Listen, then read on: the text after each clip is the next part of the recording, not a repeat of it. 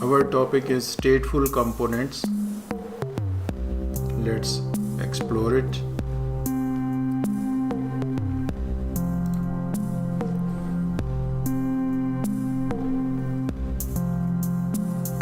Okay, I think first I must differentiate what is the difference between a stateful component and a stateless component.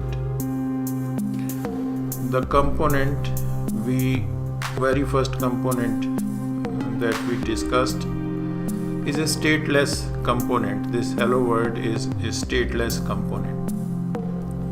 It means that on each render, each time we call this render method, it doesn't know any state, any previous state, or it doesn't remember any previous state. For example, if we have some class level variable here which contains some value, on next render the value will be gone. So this is a stateless component, and if we create the same component as a stateful component, it will remember the state. So in next render it will know that what was the last value there. It also comes to another question, why it will render again and again. So this is a stateful component.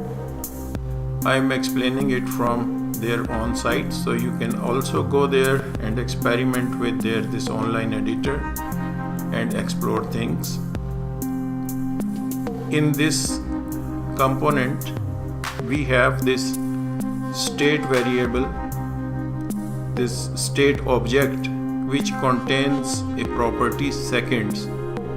Here we see that it is displaying seconds constantly. So I think I should add another rule there.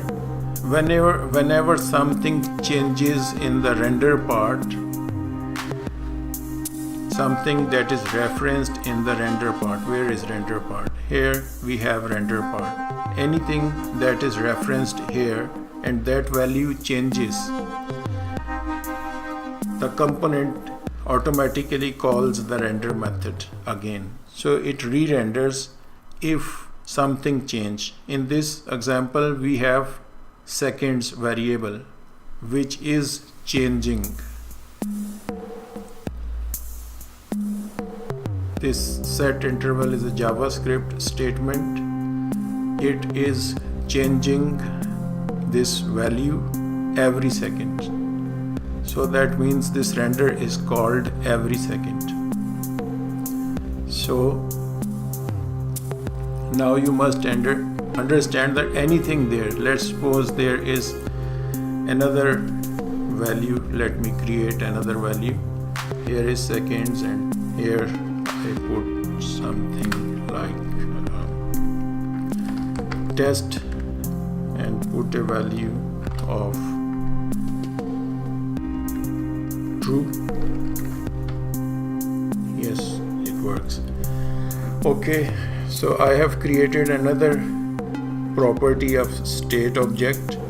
You can create as many as you need, there is no problem. And if this is referenced here somewhere, for example, I just put it here. This is the drawbacks of online. I just pressed tab and it went away somewhere in the jungle. Okay, so I should avoid tab here. So I just created a state. This is test, okay, and I referenced here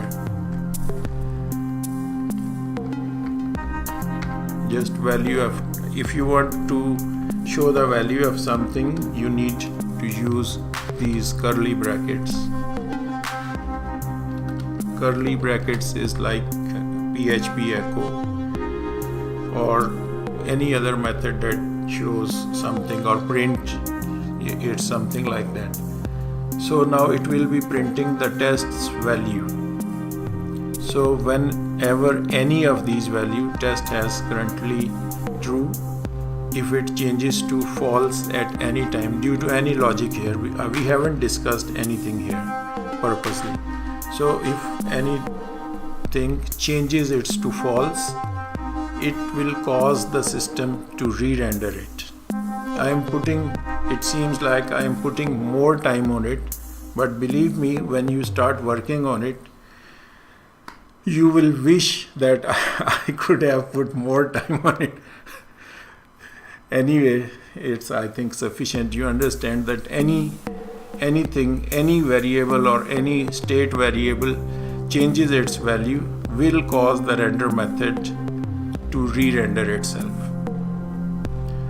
Okay, what else? So this is how state works here. You can initialize the state variable with the props. For example, instead of starting seconds from 0, you can start it from 60 or whatever value in the props. So you may use it like this. You cannot use like this because constructor is called before instance has been created. So instance is not created at the time. Okay, it will make it more lengthy. We will come back to it at some other time. So thank you very much. If you have any questions, feel free to ask.